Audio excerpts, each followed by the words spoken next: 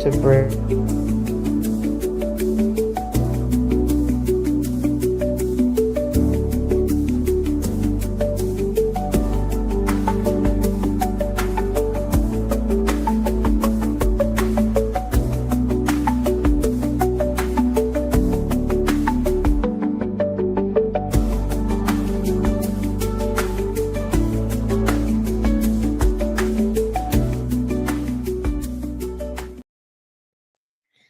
Well, good evening, good evening, good evening. It is First Friday Live, and I already have our guest of the month alongside me. And well, you get to look at him, which is a fantastic thing to do. I'm MJ Lace, and you are here at First Friday Live.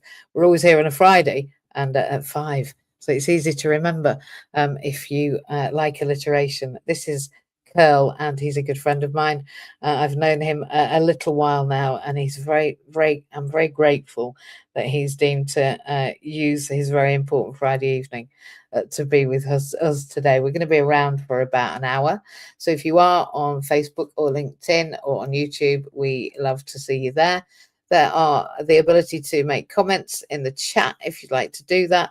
And for those that are listening to it later, then you'll find this also um, on our podcast. So if you're looking, it's the Accessibility Partners and Inclusion podcast, and you'll be able to listen to us there. So if you find it easier than having to look at our beautiful faces, then you can always go to the podcast and listen to us there while you're laying in your bed. That's what I do with podcasts anyway.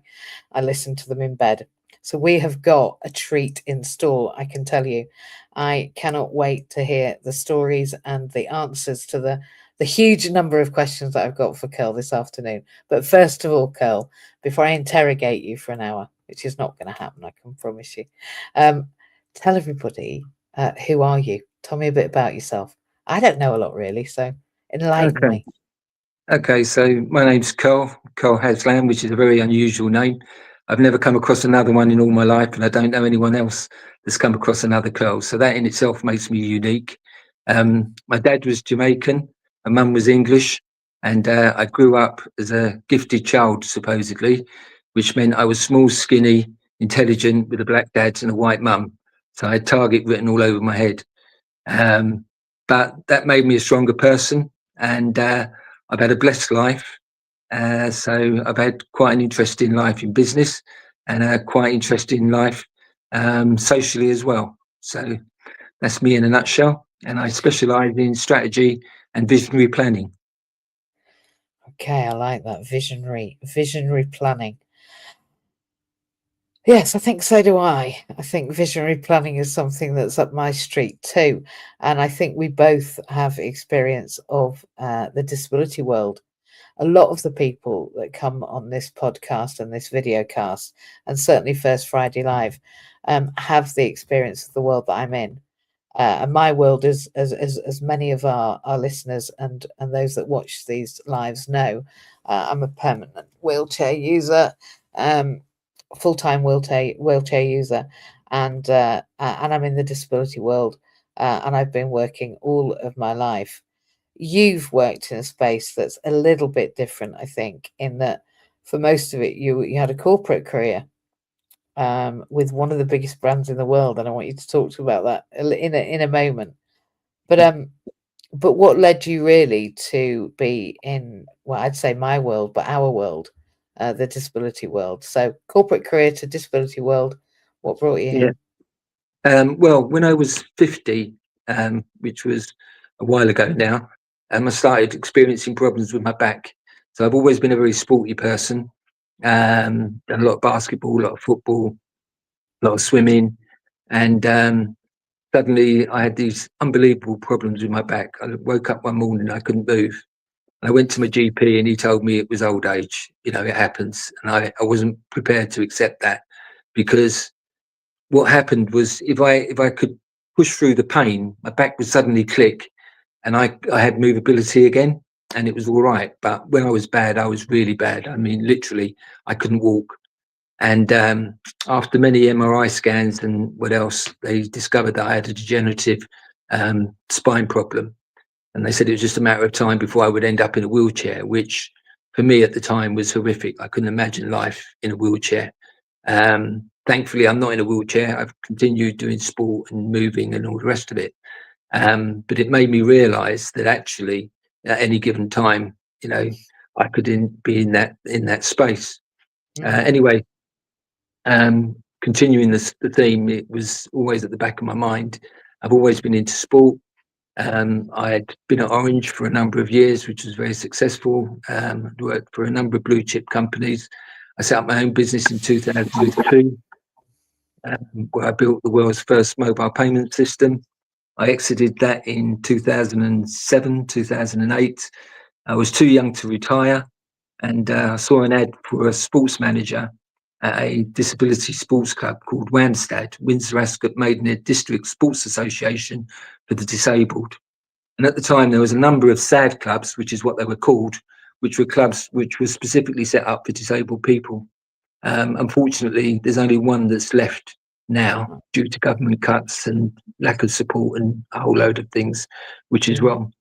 But I saw the ad, turned up, and in all my life, I've never wanted a job more than I did then. I met the people.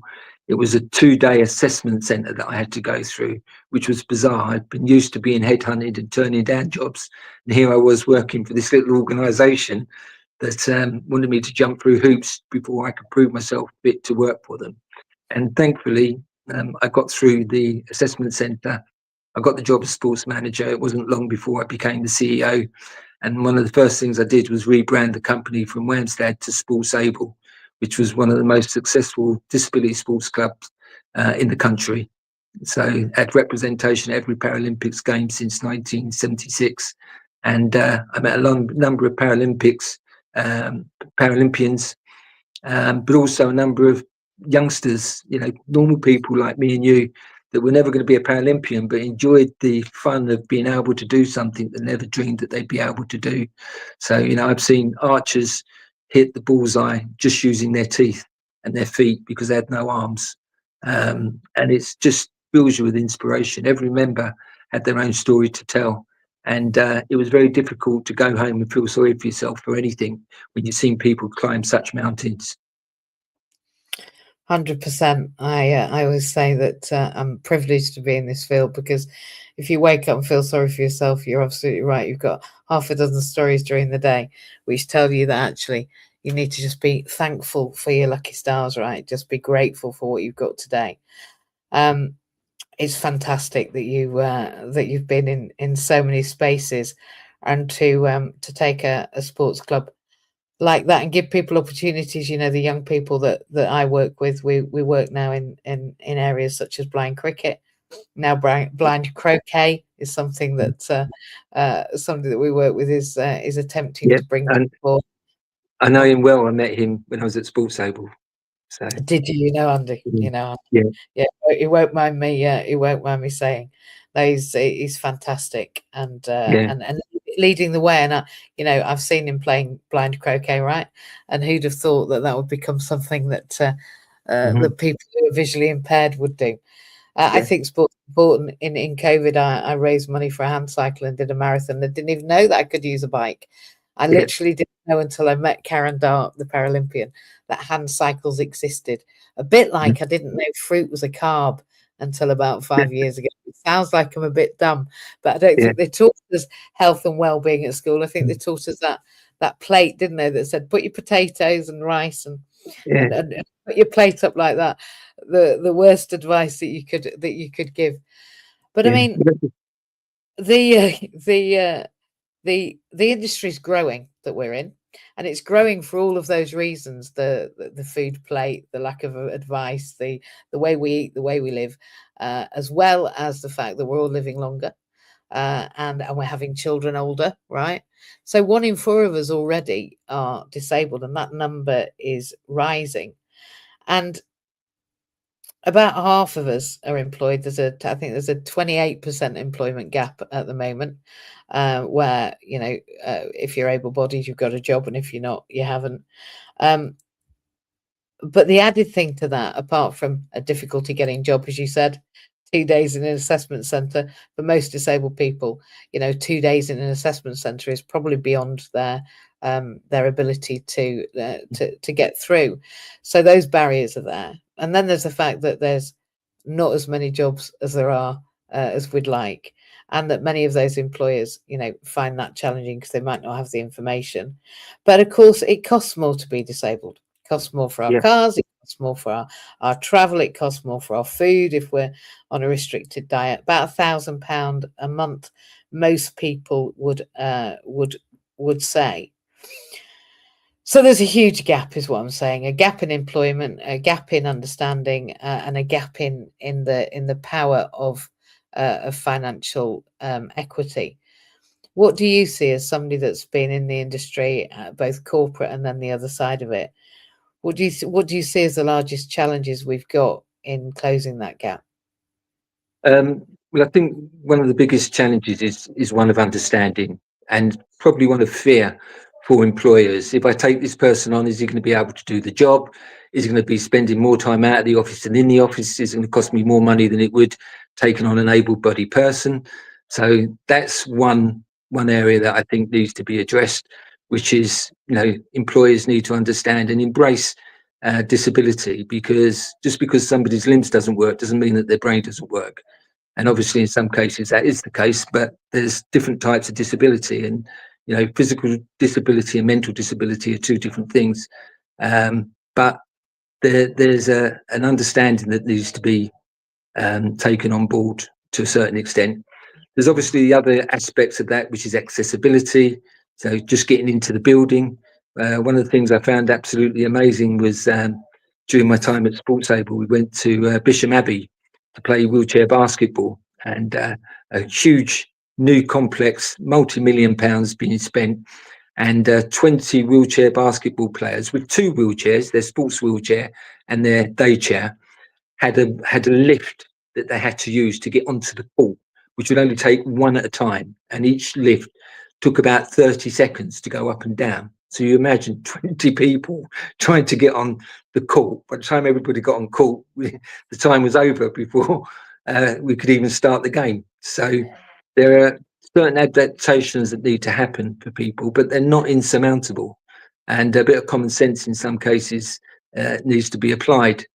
I think also adaptations don't just stop at accessibility, but it's also changes in the work time environment.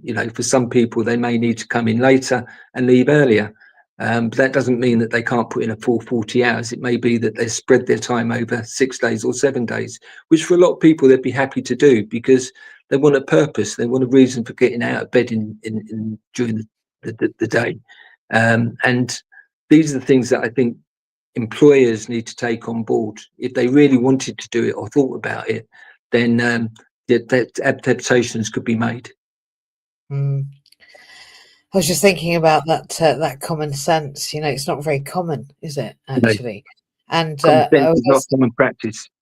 No, not common practice. Your story reminded me of 2 years ago when there was a lived experience conference for the British Association of Social Workers, and very enthusiastic trainee social worker I am, as you know, and so I gathered together some of our inclusion gang, because we have a charitable organisation, and of course the company Accessibility Partners, which provides those employers that information. But I gathered together my 11 individuals that we supported that worked with inclusion, and we all trundled up to the conference.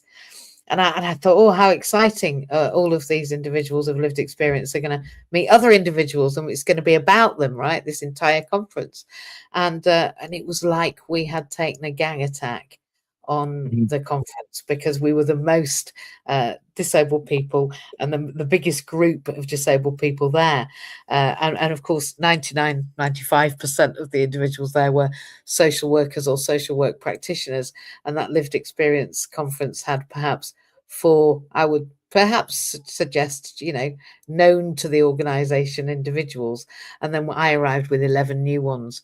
So I think we took the numbers and probably trebled them, which was an absolutely flabbergasting experience for me because the entire conference was actually for individuals of lived experience, a bit like we went to do some basketball wheelchair using, and yet there's one lift, and that had one lift, and everything was downstairs. So Yeah. again, out of 11 people, every time somebody wanted to go upstairs, there would be 11 of us going through the lift, taking half an hour. But they did the year after move the conference, find an event with a place with great wheelchair access and a lift that we could use. So I think what I'm saying is, whilst common sense isn't common, I think when people have it laid out in front of them in a practical way, it just helps them think differently. And Basra have Mhm. said to me, and I'm very grateful to them, that they really have seen the challenges that they've perhaps not seen before. And I think unless you live it, like you with your back, unless you experience it, unless you've maybe got older adults in your family, unless you've got people in your family who you've got that experience of disability for, it's just an area that's not available to us. It's out of people's understanding, and then maybe it's not something that we then want to look at. Mhm. So I think there's lots of challenges. I think there's that perspective challenge. I think there's knowledge and application of that knowledge. But I also think then the experience for me, unless we get people out in society, in the workplace, in those spaces and places where disabled people aren't there yet, then the individuals that we want to affect aren't going to be touched by that industry because or that environment because they don't experience it personally. And I think unless it Mhm. touches your heart, and it touches perhaps your day-to-day experiencing, Mhm. it's very difficult to even see the gap, let alone try and close it. And then I think it's almost insurmountable in somebody's mind. Yeah. Yeah, what differences do I have to make? And then the melee of how do I do that and who do I go to? Because health is here, education's over here, work's here, reasonable adjustments and beyond reasonable adjustments over here. And in the middle, we've got those disabled people who also don't understand the route, because we can all suddenly become disabled, right? Exactly. I've Exactly. went to the gym, very fit, slipped in the sauna, broke his neck. Yeah. Okay.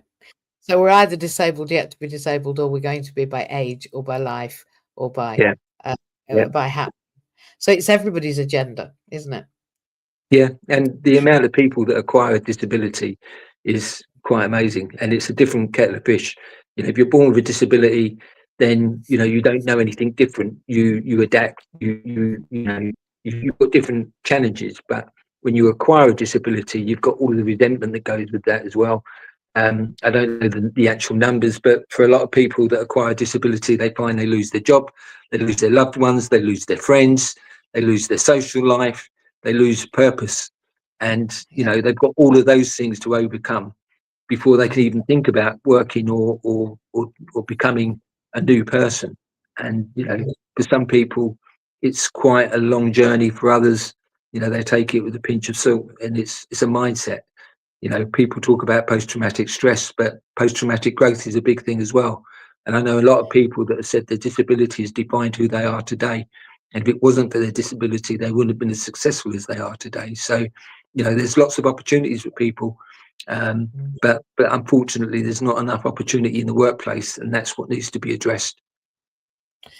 Yeah, I would completely agree with that. And I'd also say, just for the other side, right, that the individuals that I work with who were born disabled, actually that resentment comes from day one.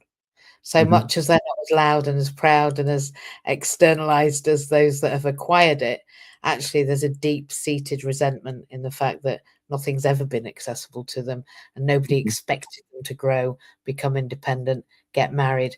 The expectations are so low that they don't just have to fight the built and the yet to be built environment, the organizations and structure that don't even think they're going to be there, but also they have to fight the bias and the expectation or the lack of expectation that anybody has from them from the get-go. So I think Yeah. it's difficult on both sides. And and we work with, individuals one-on-one. Very important gig for me is the one-on-one, because if we don't affect the one-on-one, then we can't increase the awareness within our community. But importantly and vitally, and in line with the government's desire for people to return to work, we've got an awful lot of noise in the media at the moment about welfare benefits and about how much it's costing to put people at Yeah, work, because it's an easy hit, is to access yeah, people who are vulnerable and don't have a voice. And it sounds very negative, all of this, but I think there's some really easy things that we could do, and we need to affect the largest group of people who are going to make the most fiscal difference, and I think that's employers, right? yeah. From the largest employers to those that are sole traders that may be taking on, one or two staff. I think there's a lot of quick wins. I'm just wondering, what do you think are the simple changes, maybe the free of charge or even free of time changes? Because it's not just about money, is it? People are Mhm. having less and less time and expected to do more and more. Can you Mhm. give me, and I'm happy to add into this, any quick wins that you think you've seen or you'd want to see employers starting to hear from us? Um, well, I think flexibility of working hours in the workplace is an easy one. It's an easy one for them to employ. I mean, I don't have to tell you, but for somebody as a wheelchair user, it takes more than 10 minutes to get yourself dressed, ready, and out to face the world. Right. All you need is a hiccup along the way, a lift not working, um, a taxi that turns up that's not fitted out to take your wheelchair, etc., etc., and you've got a real problem. So flexibility of time in the workplace is an easy thing that they can implement, I think. Um, there are other adaptations, obviously, in terms of uh, rising desks or whatever you call them. Can't remember the name now. Um, Sit stand desks, yeah. Yeah, yeah, yeah, yeah. stand up desks or whatever. Um, and all of these things they can offset against tax anyway. So really and truthfully, it costs nothing, right? Um, it just needs somebody, to be the welfare officer for disability in the workplace, right? What gets measured gets done at the end of the day. And Mm. I think they're things that could be easily implemented within an organisation. And there are some organisations that do a lot. I know Glasgow, for instance, they used to do um, green days where they would go out into the community and at their expense, so their staff would, you know, paint offices or raise money or run marathons or whatever the case may be, which is a good way of putting back into the community. I know Three, the telephone operator, they used to have Wellness Wednesdays where they would allow all their staff to take an extra hour and a half lunch to do whatever they wanted to do for themselves, whether it be to go for a walk, go to the library, do something together, but build a community within the community, if you like. So there are things that can be done which are cost effective and cost very little to implement. So it's not as if it's a massive project that's going to cost millions and take months and months and months to implement. So there's just a couple of things that spring to mind. I'm sure if you gave me a little bit more time to think about it, I'd come up with another 50. Yeah, exactly. I was having a story the other day which just continues to surprise me. Is a great project where parents of young people with Down syndrome had decided that their young people loved baking. They loved baking at school. They loved making things, and when they left school, there was not really an option for college that was really uh, focused on work. It was vocational but not work based, if that makes sense. And so Yeah. they got together and started a bakery and training these young people in baking and producing goods. When they were trained, and as these young people kept coming through, they got very well known for individuals with Down syndrome being trained really effectively, and they were ready, to be in an industry, in a factory setting.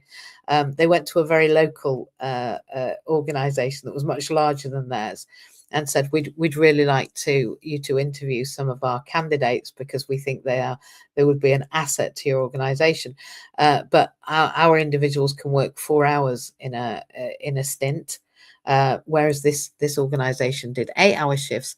And they said, well, what we'd like you to do is just halve it, and then you can take on twice as many to do the same shifts. And they said, "Do excuse me," and they said, "No, I'm sorry, we can't do that." And so I think that not only is that a shame, but when we think about that organisation, and there's no need for names, um, they were missing out. They were missing out yeah, on the community they were creating. They were missing out on inclusion being as a part of their workforce. The other mhm, individuals that they employed were not being exposed and integrated with individuals that perhaps they weren't used to having around. And so their information was lacking and their experience was lacking. And of course, the parents felt that no matter what they did, that actually they would have to work for their organization because the others just weren't open yet. And that was yeah, just about a flexibility in time. yeah, yeah. Um, Um, uh, and the same for social work. Unless you have a full driving license and access to a car, which for some people with a disability, driving isn't an option, mhm, then you can't actually qualify as a social worker, which I think is flabbergasting again. There are yeah, so many barriers and hidden barriers in employment for disabled. Another example is that I can't be a social worker in Australia because if I wanted to emigrate, if I theoretically, only theoretically, are likely to cost $6,000, I think the figure is. Don't quote me on it, it might be eight, but so many thousands of dollars a year, theoretically, notionally. Then immigration and accessibility are separate. So we are not allowed to emigrate to become a social worker, even though there's a massive need for social workers over there. So there's mhm, there's some great quick wins, but there's some awfully large barriers. I think one of the greatest quick wins that I know with employers is just having some awareness sessions as part of the service that we provide, the access to work provision. Employers have access to what they call organizational awareness training. So people will yeah, say, well, we haven't got the money and we haven't got the wherewithal to train our staff. Well, if you have an individual that works in your organization that has a disability, then that individual brings with them funding for organizational awareness training. And if the organization understands what happens with somebody in their office that maybe doesn't hear the same way or has got sight impairment or sight difficulties, and the way that they can support that employer, it means everyone's more comfortable employee. It means everyone's more comfortable with that mhm, situation. I think it's a cultural thing. I think the money actually, as you say, with the tax, the amount of large organizations that are saying, if you would like me to talk to your accountancy team and explain to mhm, them where to put that on the yeah, profit and loss account, then we can. And yeah, it's a tiny contribution really to keep this individual at work. And I think attitudes, awareness, and integration, exposure are the greatest quick wins that don't really cost anything except choosing that individual at interview as opposed to the other. We all get that disability interview guarantee, right? yeah, But I think that when we're faced with 4 or 5 or 6 candidates and some of them are disabled, it's really easy to have that unconscious bias and choose what's familiar. yeah, We like the same, don't we? They say that employers, you're either first or last in interview, and you're very much going to look like your boss. yeah, Because we yeah, actually employ people that look like us, sound like us, which sounds a little bit narcissistic, doesn't it? But yeah, so if you look like the person that's interviewing you, you're more likely to get the job, which means that for disabled people, that's really unlikely because there are, I think they say, and again, don't quote me, but something like 400,000 managers missing from management posts that have disabilities. And we know that only in the last few days, large organizations are now going to be scrambling in the next 2 years because they've got to publish their yeah, disability measures and their well disability done. numbers. So I Yeah, think we are at the precipice, on the precipice of a mhm, of a great melee of employers scrambling for the next 2 years to try and do something that means mhm, that their annual report states that they're doing something about that. How much lip service that's going to be, and how much Yeah. actual revision, I think depends on individuals and organisations like ours in the industry that go in and help with that awareness. I do. Lots of wins, I think, but they are about attitude. That's my experience. When attitudes change, then really the sit stand desk cost means nothing. And very often, like with gym equipment, you might know this from your sports years. Um, when I looked at costing a gym for an occupational therapist who herself had Ehlers Danlos, and wanted very much to start a gym for everybody, as opposed to just for gym buddies with 2 arms, 2 legs that can walk and talk.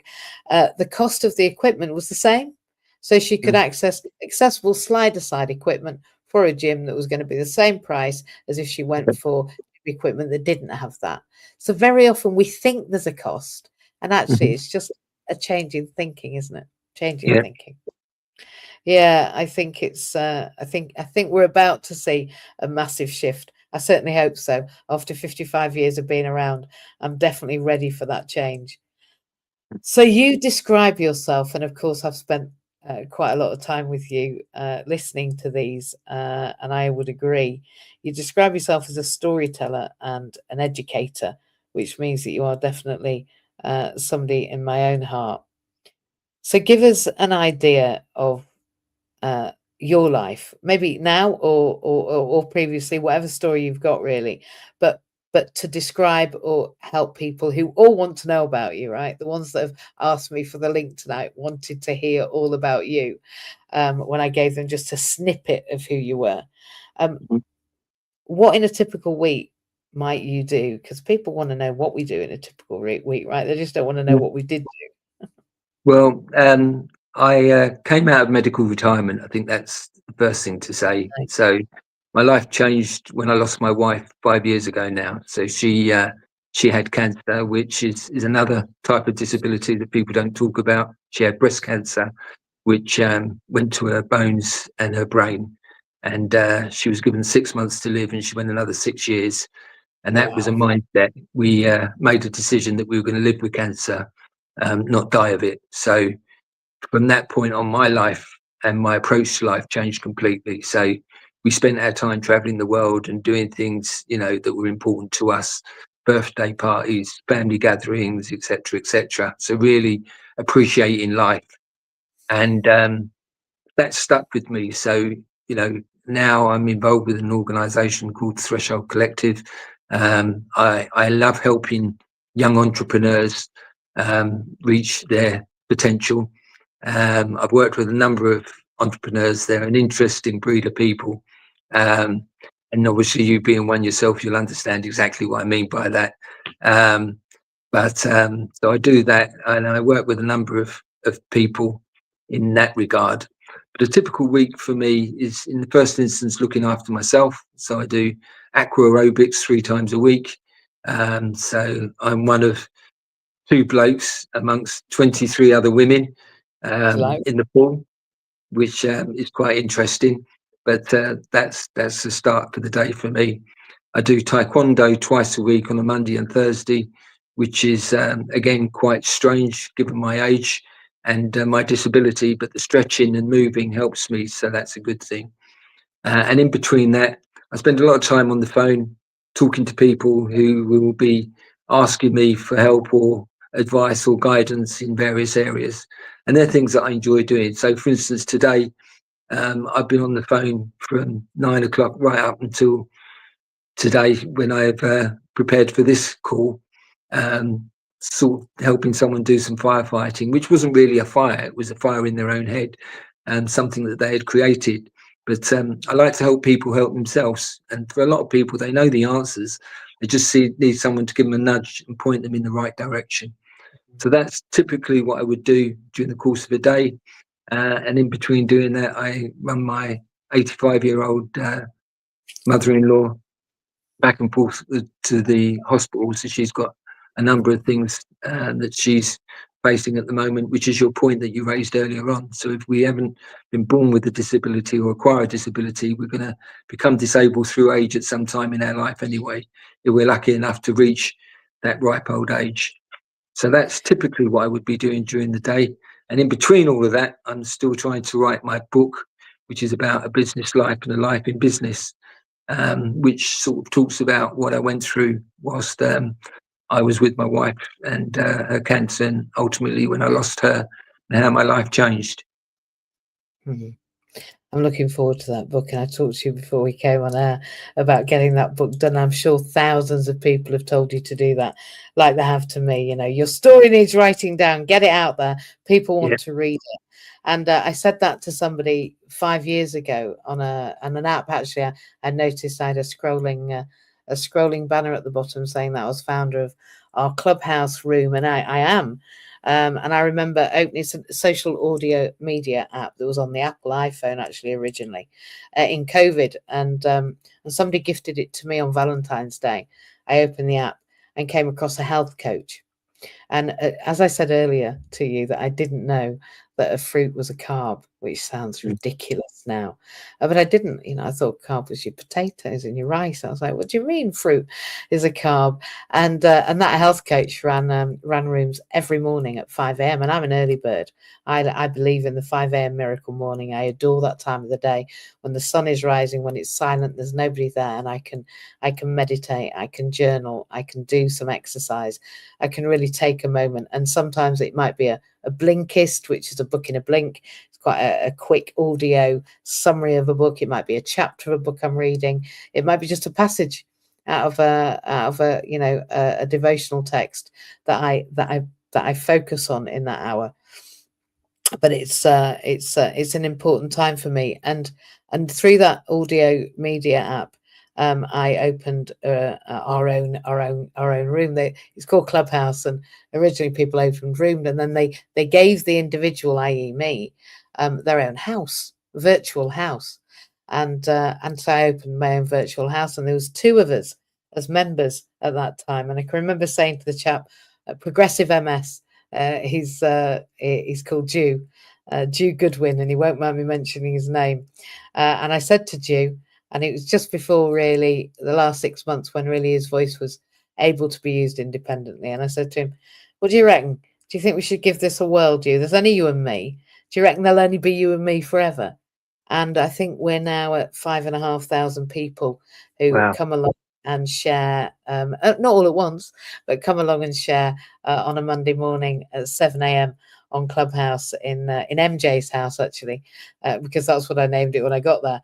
And we talk about all things health, wealth, education, and workfulness for everybody, but including disabled people. But it wasn't until then that I actually sat and heard from a health coach about the power of moving, and actually the Magnificent Seven. So eat right, sleep right, drink right, think right, poop right, talk right, eat right. Yeah. And I like that really simple view about they're the seven things you need to focus on. And since that time on an audio app, my life has changed dramatically in that, again, like you, swimming, I love the water. It's a place I can move freely, and daily dose of exercise. We know that exercise produces what they now call as hope molecules, and I think that hopefulness is created through the behaviors, the actions, and the practices that we carry out, whether that's meditation, exercise, being with other people.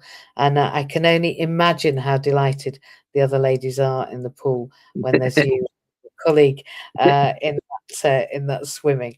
I can only imagine. I've seen it where there's the two gentlemen and a group of women, and I'm imagining you're mothered and looked after I quite am. tremendously. Yeah, I can imagine. But they're delighted to see you, and you are indeed a storyteller. I can't wait for that book. And the chap in that, so going back to Clubhouse, and there was a chap there called Paul Martin, and we, like you, ended up on a phone call very often with individuals from Clubhouse where they'll say, oh, can I DM you, direct message you? Yeah, I didn't know what that meant either. Can I do what? Can I direct message you? I wasn't even on social media. I think I'd been on my Facebook for one picture that I'd taken at Alton Towers when I was with the kids of a thing I'd seen, which to me was a bit ethereal. In that I'm like, what am I looking at? And I'd taken the picture, and it accidentally gone on Facebook, and that was my only exposure to social media up to like 2019, 2020, because I was busy running a business, managing a family, and just going through. So my last 5 years on social media have been expansive. But this chap, Paul, we talked, and he'd been many years helping young people in difficult circumstances through climbing and being in the outdoors and being in natural environments and helping them overcome, some of those young people challenges of maybe coming from a difficult background. And I said, "Where's your book?" And he's like, "Oh, people keep telling me." And I said, "Come on." And his book has just literally 5 years on, literally the other night, Stop Fearing Fear, Okay. was produced on Amazon, and I've ordered that book, of course, because all of those people on Clubhouse were voices to me that I listened to for hours and hours and hours and hours and hours and hours. And now his theory is in that book, very simple, very, very good, but based on the whole of his experience, and really now in a great opportunity for people to read. A website, he's coaching.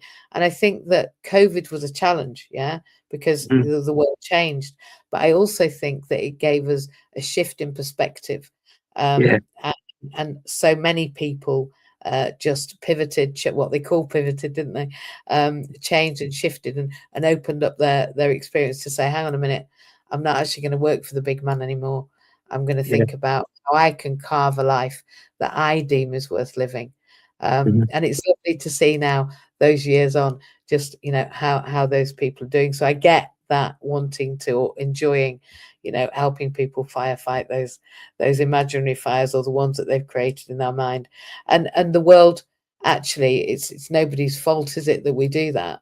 No. Because we live in such a fast-paced Mhm. environment that it's very easy to catastrophize, to create and co-create the challenges that the world replicates. In fact, in therapy, we call it EastEnderism.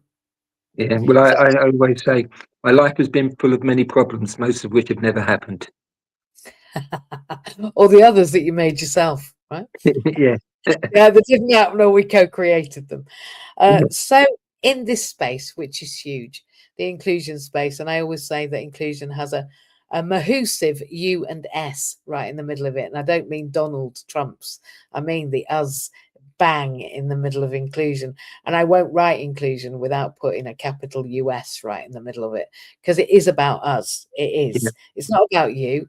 It can't be, because I'm not very good on my own, which is why it can't be a bit about me either, because I'm certainly not going to tackle this on my own. So what do you want your legacy at the end of your, what sounds like, with a 95 whatever year old mum? Is she 95? No, your That's auntie is, my isn't aunt. Yeah, 95 years of age. Yeah, and it? Yeah. she'll hit 100 without any doubt whatsoever. Yeah, Um, yeah. So if you're just, going to live to 100, oh what yeah. legacy do you want to leave? What, you're only halfway through your life then, aren't you, really? You've got Well, another at least a 50 little bit over. years. Yeah, I'm 65. 65. Yeah, Come older on. than I look.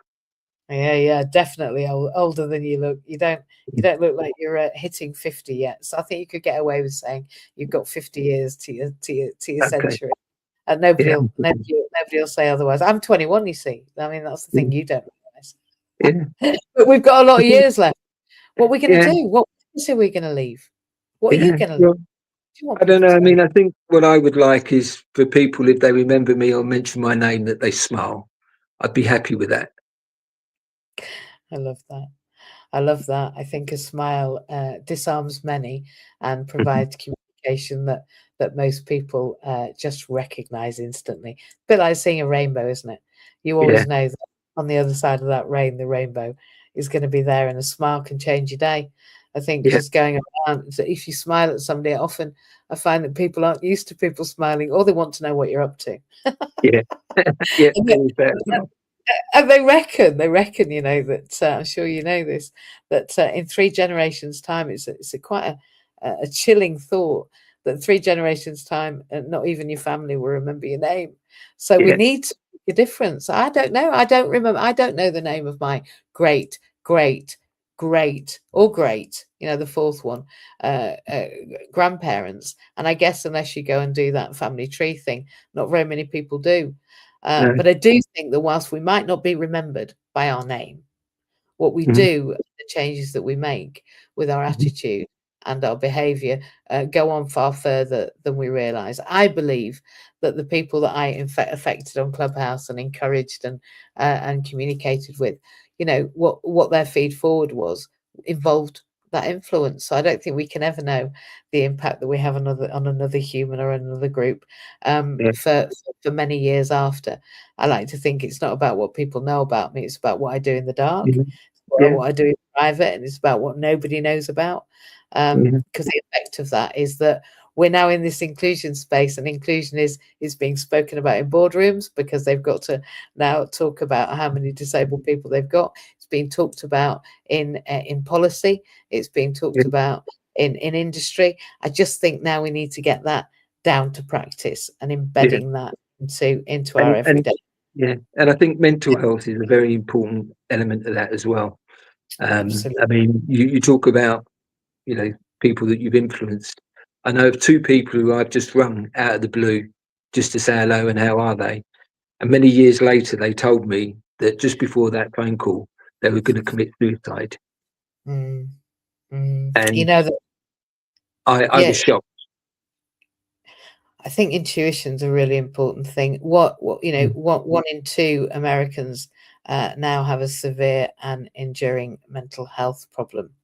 Mhm. Uh, and in Canada, medical assistance in death, which is the Dignity in Dying Yeah. campaign equivalent for the UK, it was only April, so we're in May now. They've already had it a month, where those with a severe and enduring mental health condition are now facilitated in their own demise, actually, Mm. and allowed to call for that assisted suicide when they're feeling Mhm. rough. And my question about that is, feelings are not facts, and No. feelings are transient, and states of mind are Mhm. always transient, whether we're in Yeah. joy or we're in misery. But I think that the mental health increase should be really about mental wealth. Yeah. And, we absolutely have the power of changing our mind, because if you can't change the world, right, then change your Yeah. mind. But it Yeah. can be difficult when we're in what we see as an intractable, pothole. We've fallen between the cracks. We're down Yeah. so far. We've applied for welfare benefits. We're in that world. Mhm. Assessing those means that you've got to talk about your worst possible day.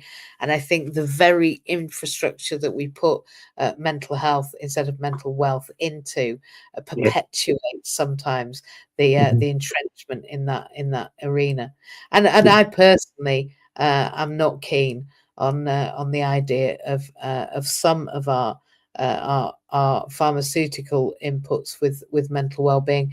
I personally Mhm. think that Magnificent Seven, that helping people to engage in sport, to go swimming with all those ladies, to to to be active and engaged in society is the way. Back to Yeah. those hope molecules. If you don't feel hopeful, move.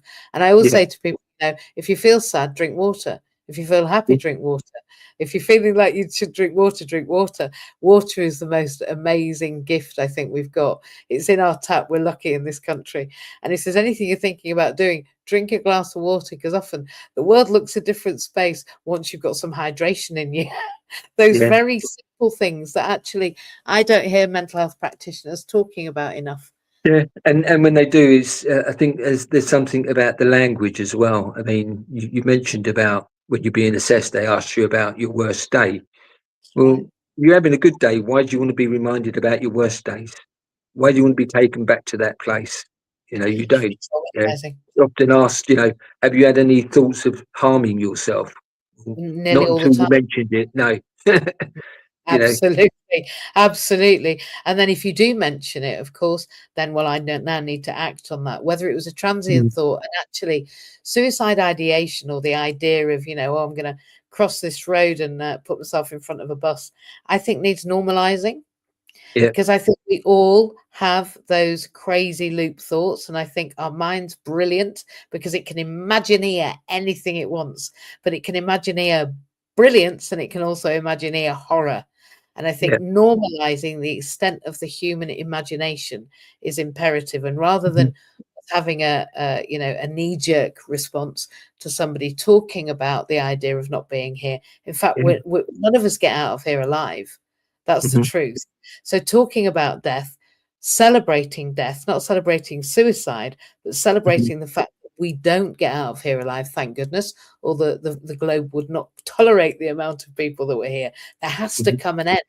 And I do think that we don't talk enough about our demise. I don't think we talk Yeah. enough or celebrate enough about when people pass. Um, Mhm. excuse me. And I think that there's some great examples around the world of celebrating a life worth lived, Yeah. being worth lived, and celebrating somebody's life at the end as opposed to mourning their Mhm. death. I mean, I have personal views and experiences because of the fact that my heart has stopped previously, about where we go. And I know this, for me, it's a dress rehearsal, right? I have to fail fantastically, furiously forwards, as fast as I can, because actually that's how I learn. And that's what this gig is for me. These Yeah. 3 years and 10 or 4, if you're a good man, apparently, Carl. So Yeah. you must be heading towards being a good man. I'm not sure whether it means a good woman as well, but I'm not going to be getting in that one, I'm afraid. Yeah, 3 school years and 4 if you're a good man. That during that time, that I'm ready to celebrate the passing to the next part, where all of this learning gets to be put into fantastic practice. I do think as well, as far as mental well-being, that it's a huge protective factor, and by that I Mhm. mean prevents the idea that our own demise is a good idea. Um, when you may have some sort of faith, understanding that the universe has got you back, or some Mhm. belief that we are a, a soul having a human experience.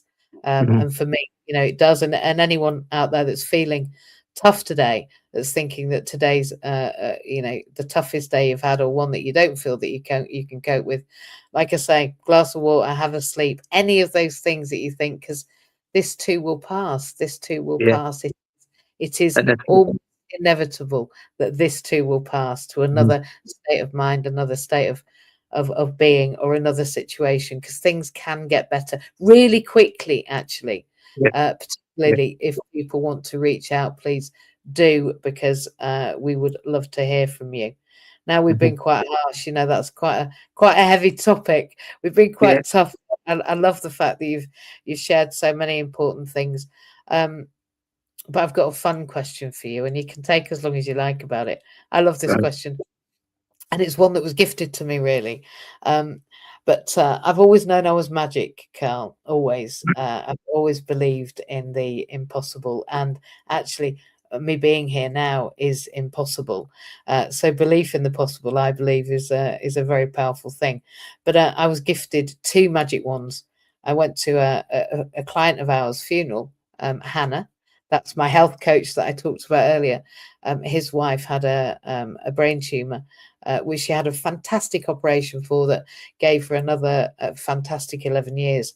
But when that reoccurred, um, we were grateful to be able to support her through that whole journey, from re-diagnosis to you'll know these things, I'm sure, the blue badge and the Motability Mhm. car and the adaptations and the hospital bed and the move to hospice, and they're getting that care and support. But she had a business, and we helped her continue that business with support until very, very near to her going into the hospice. And she, in fact, created a legacy quilt. What she did, she was called the Bespoke Quilter, Hannah Cohen, and she created a bespoke quilt for her husband Pete, who's an MJ fan. I mean, he's obviously a Mandy Jane, an MJ fan here, but he also is an absolute addict for Michael Jackson and Michael Jordan, and he had all of Jordan's shirts. And her staff in those last few months put all of those shirts together into a legacy quilt. and he had that, you know, near or just after she passed over, and at her funeral, um, one of her songs had the word magic in it, and it was played at the funeral, and everybody had a magic wand on their seat, so everybody was practicing magic both before, during, and after the funeral. A delightful celebration of a really important life. But I brought those magic wands home, and I do use them. But if I was going to lend you one of mine, and it's only lend, you can't Right. keep it. 'Cause I Right. need double magic. Yeah, I'm that magic. I need two ones. But you can borrow it and you can have Right. it. I don't know how long. Let me think. I'll give it you for 5 minutes. It's long enough to do magic. Magic has no time. So Right. if I gave you for 5 minutes, my question is, what policy or what change do you think you would magic into our government um, within the inclusion space? And, Um, and what effect would that have? okay. Well, I think the Jeez. first thing I would do is remove all this nonsense about the assessments people have to go through to retain their benefits, right? So this concept that anybody on benefits is actually a scrounger or a scammer, I would wave my magic wand and that would disappear. And they would actually think about how can we add more benefits? How can we find a way to make these people's life more accessible and more fruitful and more on a par with able-bodied people? That would be my magic wand. There you go. As And if I'm by magic. as if by That, magic, it is done. I'm grateful that we've done this together because as we're both magic, of course, now it's going to happen. And I think just to extend that, the effect I believe that would have is, and I've always felt this. In fact, I would say this now. When people say, don't you find that you get a lot of people that come along and, you know, they're just after what they call gamifying the system? No, no, no, that's not. Even when I've had individuals who might appear like that's what's happening, the mhm, reality is that we've been so marginalized, ostracized, othered, mothered, and smothered in our lifetime as disabled people, assessed and, as you say, seen as individuals that were not actually being truthful or honest or upfront or blagging the system, that once those people knew, once I knew that those assessments weren't going to happen, and that we were looking towards adding to and not taking from those lives, that once people can relax and know that they're not being watched and judged, then, well, they blossom, right? When people know that they're heard, seen, valued, and believed, I see their life unfolding and blossoming and getting bigger, because hope comes from knowing that you are settled in your own skin. So I think your magic wand happening is perfect. And I'm looking forward to it now because I believe you're magic too, you see. thank So you. I totally and utterly believe that that's possible as a result of today. So I think there's going to be a massive change in the UK and worldwide almost instantly, and that these government changes will happen just because we thought about it. I do, I do, and I also know that belief is the most powerful thing in the world, because when you believe something, you act accordingly with that belief and take those steps towards that future. So between you, me, and the rest of the people we know, inclusion's a foregone conclusion, isn't it? Yeah, I like Yeah, that. no, it just is. It is the only foregone conclusion. Now we've only got 2 or 3 minutes, but I'm going to give them to you, and you can go up above the hour. Nobody minds. There's nobody going to kick us out of here. It's our own studio. But the most important part of today, apart from the fact that everyone's got to see our beautiful faces, it's very important that they do, is if we want to find more about you. I've got your mobile. I know how to get hold of Curl, but so Right. many people don't, and that's a crime. So we Yeah. want to know, how do people get in touch with you? And Okay. yeah, where are you? Where do we Right. Well, the find you? easiest way to find me is on LinkedIn. So you can No, see my name down there, Keri Haslam. I'm the only one. So it's an unusual name. So I'm blessed with that. you So are. yeah, drop me a line, Very send good. me a message. I'll get back to you. If you want help, if you've got an idea, if you feel that you're stuck, if you just want someone to talk to, I'm your man. I've got a website, kerihaslam.com. Keri Haslam's all one word. So that tells you a bit about what I do on the business side. Great. And I could give out my telephone number, but then I might be stalked by all these women that I go aqua with. Exactly, every one of them. I've got your number, so I'm fortunate in that I've got a 24 hotline to Curl, and I realise everybody now is desperately jealous, but I'm afraid that's my privilege and not yours yet. But you can go to kerihaslam.com and to his LinkedIn. LinkedIn's going to be saying that they've never seen so much through traffic. In all of their experience as on Friday, the 1st of May 2026. LinkedIn will probably crash by midnight as a direct result of millions of people that will be in touch with you. And I can only imagine that inbox. We might have wished something that you didn't want. We've wished for freedom for disabled people, but I think you've just wished for everybody in the UK to get in touch with you. But it's really important that people know that I know you, I've met you, I've spent time with you, and you're the real deal. You say what you do and you do what you say, and I think that's a great thing for people to know. You're genuine, and I love that. So I want to say thank you. We are at the top of the hour, and I already should have said goodbye, but I'm going to say thank you to you. My absolute heartfelt thanks for spending this hour with me. We've had some fantastic guests on First Friday Live, and if you've not listened to them, and I don't think you've listened to them all, Curl, it's your job now over the bank holiday weekend, whilst Right. you're on your boat or whatever you're doing with your mum, to be listening to those podcasts and having a look at the great people that went before you. A friend of yours that you knew at the sporting organisation, Andy, was here Yeah. just. Was he last or one before? There's a couple of Paralympians, and yeah, they really are a good listen, nearly as good as tonight has been. So I want to say thank you, and I also want to say thank you to those that have been listening, those that have made comments. I will go and look at those, but I'm afraid I'm not a multitasker, and anyone that suggests they are, it's my opinion, they might be telling you a fib. So I will be looking at those comments after I can see them growing in the comment chat, and I will get back to you. Do get in touch. Anyone that is experiencing illness, health challenges, disability, mental well-being challenges, any of those, and if you are struggling at work, if you're struggling with life, then Curl's offered his LinkedIn, and you can come along and see us at Accessibility Partners. Between us, I think we can probably solve many of the problems that we're talking about just by a listening ear, an open heart, and some hands that want to actually do some work. We say in social work, the head, the heart, and the hands of social work.